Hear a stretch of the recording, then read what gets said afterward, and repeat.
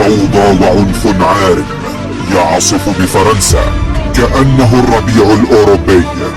غليان شديد في الشارع الفرنسي. خرجت مظاهرات حاشدة في فرنسا رافضة لمشروع إصلاح نظام التقاعد المطروح من قبل الحكومة، ورفع مئات الآلاف من المتظاهرين في باريس شعارات تتهم الحكومة بالتآمر على الطبقة العاملة.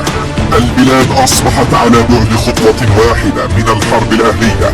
الشرطة واجهت المتظاهرين بالقوة وضربت حتى النساء وكبار السن.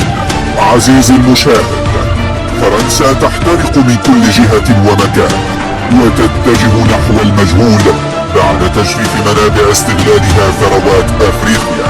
الشرطة تدخلت بعنف قبل قليل ضد المتظاهرين في العاصمة باريس، حيث تشهد احتجاجات ضد إصلاح قانون التقاعد وغلاء المعيشة. وقام المتظاهرون بأعمال شغب ودمروا واجهات المكاتب الوطنية والمحلات التجارية الكبرى، وأشعلوا النار في السيارات وهددوا بالتصعيد. أما القمامة فقد ملأت الشوارع بسبب إضراب عمال النظافة، حيث قال مجلس مدينة باريس إنه حتى يوم الأحد تم تكديس حوالي 5400 طن من القمامة في شوارع العاصمة الفرنسية، والتي كانت موجودة أمام المبنى الذي يجتمع فيه مجلس الشيوخ. وانتشرت رائحة الأسماك المتعفنة وغيرها من الأطعمة، خاصة حول بعض المطاعم. كما تسير البلاد نحو أزمة طاقة بسبب إضراب العمال الذين يعملون في هذا المجال أيضا. المحتجون شكلوا رقما قياسيا الثلاثاء الماضي متجاوز الذروة التي تم تسجيلها في يناير الماضي، حسب أرقام الداخلية الفرنسية ب1,280,000 متظاهر. فيما قدرت النقابات العمالية إجمالي عدد المشاركين بنحو 3,500,000 متظاهر، معتبرين أن التعديل غير عادل، خصوصا بالنسبة للنساء والعاملين بالوظائف الشاقة. قد لا تنتهي مثل هذه الإضرابات قريبا، إذ تخطط النقابات لمزيد من الإضرابات وجولة ثامنة من الاحتجاجات على مستوى البلاد يوم الأربعاء، وهو اليوم الذي سيتم فيه عرض مشروع قانون المعاشات على لجنة من 7 أعضاء في مجلس الشيوخ و7 نواب في مجلس النواب. عزيزي المشاهد، باريس مدينة الأنوار أصبحت مدينة الظلام. فرنسا تسير بثبات نحو الهاوية في ظل تفاقم الأزمات واحدة تلو الأخرى. ورغم احتجاجات السكان، مجلس الشيوخ الفرنسي تبنى مشروع إصلاح نظام المعاشات التقاعدية وصوت 195 نائبا بالمؤيد و112 ضد. الوضع متوتر اليوم في فرنسا. كثيرين الشرطة تطلق الرصاص البلاستيكي. مجلس الشيوخ الفرنسي يصادق بشكل كامل على مشروع قانون تعديل نظام التقاعد الذي يؤخر سن التقاعد من 62 إلى 64 عاما، والذي أثار احتجاجات واسعة في مختلف أنحاء فرنسا. ويأتي إقرار القانون عقب مظاهرات معارضة شارك فيها 3 ملايين شخص بحسب وزارة الداخلية، وبذلك تراجعت نسبة شعبية حكومة ماكرون إلى الحضيض. وتصر النقابات العمالية على مواصلة التظاهر من أجل حشد الرأي العام ضد هذه الحكومة.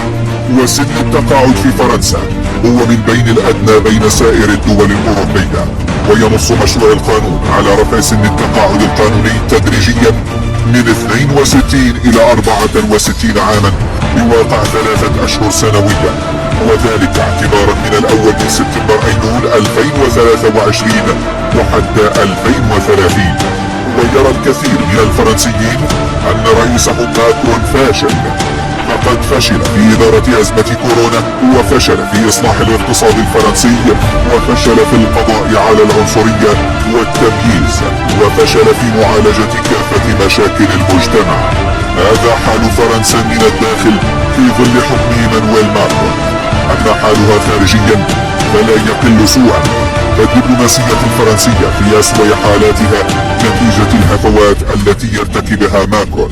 فكل دولة يدخلها يزيد من تعميق أزمتها وتخرج منها فرنسا بخفي حنين، كما حصل في الزيارة الأخيرة لأفريقيا. الخلاصة أنه في عهد الرئيس إيمانويل ماكرون فقدت فرنسا أي تأثير دولي، رغم أنه يحاول تصوير عكس ذلك أثناء اللقاءات الدولية. أما في الداخل فالبلاد تعيش أحلك أيامها، سواء في الجانب الاقتصادي أو الاجتماعي وفي مجال الحريات أيضا.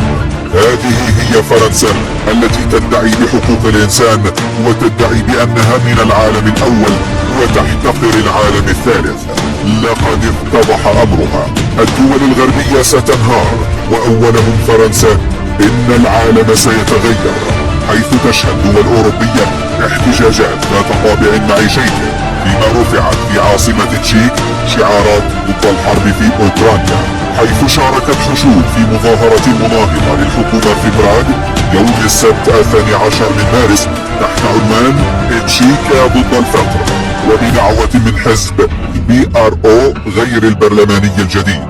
وطالب المتظاهرون حكومة يمين الوسط بزعامة بيتر فيالا الاستقالة، كما انتقدوا حلف الناتو ودعوا إلى سلام فوري في أوكرانيا.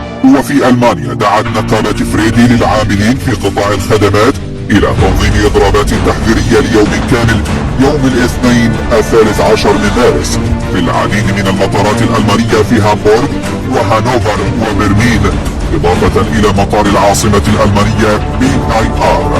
وبدورها لم تسلم إنجلترا من الاحتجاجات والإضرابات، فقد شهدت العاصمة لندن مسيرة احتجاجية ضمت الآلاف إلى مقر إقامة رئيس الوزراء البريطاني لدعم العاملين في مجال الرعاية الصحية الذين نظموا سلسلة من الإضرابات في شأن الأجور وأحوال هيئات الخدمة الصحية الوطنية التي تمولها الدولة.